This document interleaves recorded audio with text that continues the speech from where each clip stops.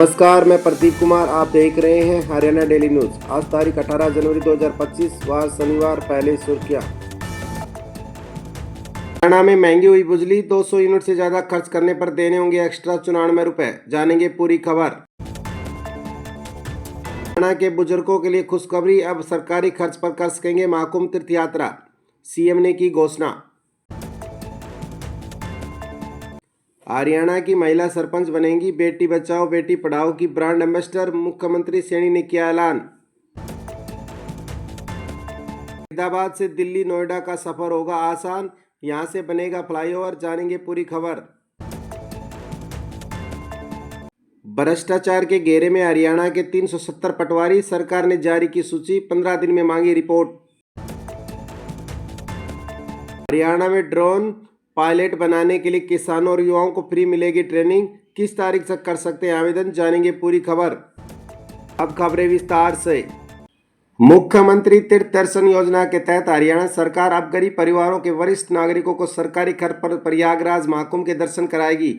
योजना के तहत हर जिले में पात्र बुजुर्गों को चयन कर तीर्थ यात्रा में भेजा जाएगा।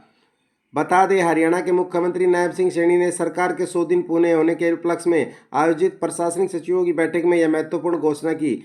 इसकी जानकारी देते हुए उन्होंने कहा कि तीर्थ दर्शन की योजना के तहत 60 वर्ष या उससे अधिक उम्र के बुजुर्गों को अयोध्या में रामलला के दर्शन कराए गए थे। इसी योजना का विस्तार करते हुए माता वैष्णो देवी और शिरडी साई तीर्थ स्थानों का भी दर्शन कराए गए हैं। इसी योजना को आगे बढ़ाते हुए मुख्यमंत्री ने घोषणा की कि प्रयागराज में होने वाले महाकुंभ में 60 साल से अधिक बुजुर्गों को सरकार फ्री में तीर्थ यात्रा कराएगी।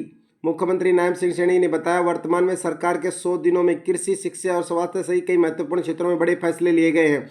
इस दौरान उन्होंने अधिकारियों के साथ बैठक करके पहले 100 दिनों की उपलब्धियों को आगामी 5 वर्षों की योजनाओं का विस्तार करने पर चर्चा की। मुख्यमंत्री ने अधिकारियों को अपने अपने विभागों में सिटीजन चार्टर को लागू करने का निर्देश दिया। हरियाणा सरकार ने बिजली महंगी कर 84 लाख उपभोक्ताओं को तगड़ा झटका दिया है। बता दें, प्रदेश सरकार ने बिजली पर लगने वाले फ्यूल चार्जेस को बढ़ा दिया है। अब प्रति यूनिट 47 पैसे एक्स्ट्रा खर्च करने होंगे। बता दें, 200 से ज़्यादा यूनिट आने पर बिजली खर्च पर 94 रुपये अधिक देने होंगे। सरकार ने बिजली निगम में हो रहे डिफॉल्ट अमाउंट को वसूली के लिए यह फैसला लिया गया है। बता दें, प्रदेश सरकार ने इस फैसले के बावजूद भी कुछ लोगों को राहत मिलेगी। बिजली निगम के एक अधिकारी ने बताया, जिन उपभोक्ताओं का बिजली बिल 200 यूनिट या उससे कम आता है उसे यह पैसा नहीं देना पड़ेगा, लेकिन जिस पर किसी उपभोक्ताओं का बिजली 200 यूनिट से अधिक आता है उसे एफएसओ की वसूली की जाएगी। हरियाणा सरकार ने साल 2023 में एफएसओ को लागू किया था। इसके पीछे का मकसद बिजली निगम को आर्थिक घाटे से उबारना था। तब से लगातार दूसरी बार यह बढ़ोतरी की गई है।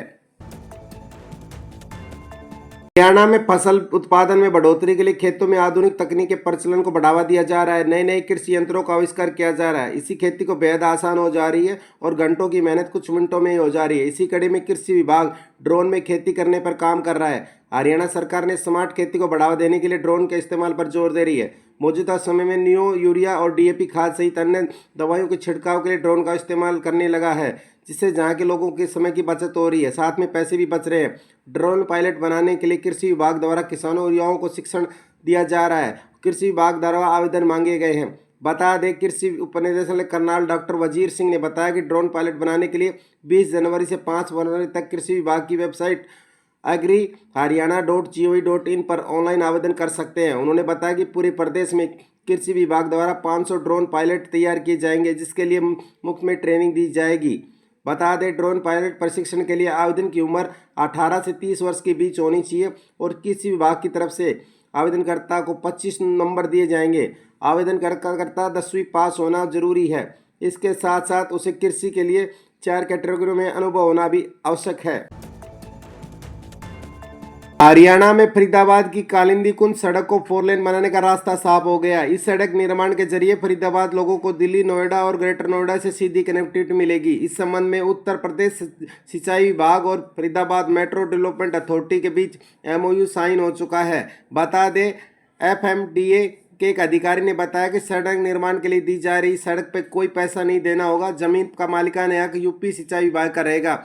सड़क निर्माण पर होने वाले खर्च का वहन एफडीएमए द्वारा किया जाएगा। अगले महीने से सड़क निर्माण का कार्य शुरू हो जाएगा। इस प्रोजेक्ट पर 278 करोड़ रुपए की लागत लगेगी। हरियाणा के मुख्यमंत्री नायब सिंह सैनी ने वीरवार को महिला और बाल विकास मंत्री श्रुति चौधरी के साथ समीक्षा बैठक की और घोषणा की कि बेटी बचाओ बेटी पढ़ाओ अभियान के तहत राज्य की सब महिला सरपंच व ग्राम प्रधानों को गांव का ब्रांड एम्बेसडर बनाया जाएगा। इस योजना का शुरुआत का लक्ष्य मुख्यमंत्री द्वारा शुरू की गई मिशन की सक्रिय भागीदारी को सुनिश्चित करना है। मुख्यमंत्री नायब सिंह सैनी ने कहा कि इसको सख्ती से लागू किया जाएगा ताकि भ्रूण हत्या को रोका जा सके, बालिकाओं की सुरक्षा सुनिश्चित की जा सके।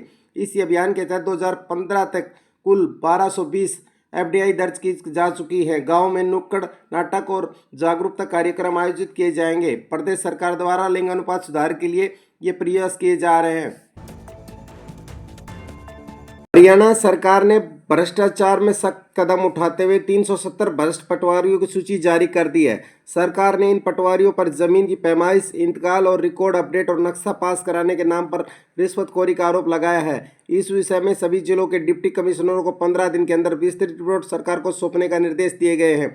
बता दें, रिपोर्ट के अनुसार इसमें 170 पटवारी ऐसे भी हैं जिन्होंने निजी असिस्टेंट रखा हुआ है और अवैध वसूली कर रहे हैं। कुछ पटवारियों ने तो अपने लिए प्राइवेट ऑफिस खोल रखे हैं या उनके असिस्टेंट लोगों से रिश्वत का काम करवाते थे।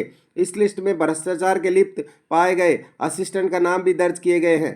मिली जानकारी के अनुसार लोग इन पटवारियों के पास जमीन से जुड़े काम करवाने जाते थे तो ये लोग काम के लिए हर बार टाल देते थे। इसी कारण आम जनजनों को परेशानी का सामना करना पड़ता था, जिससे लोगों की समस्याओं का सामना करने के लिए सरकार ने यह कदम उठाया है। राजस्व विभाग के एडिशनल चीफ सेक्रेटरी ने सभी जिलों के डीसी को यह सूची भेज दी है और सभी पटवारी को तुरंत सख्त कार्रवाई करने के निर्देश दिए गए हैं, जिसके तहत 15 दिन के भीतर रिपोर्ट सरकार को सौंपने के निर्देश दिए गए। सूची में जिला वाइज पटवारियों का नाम और उनका जाति का उल्लेख किया गया है।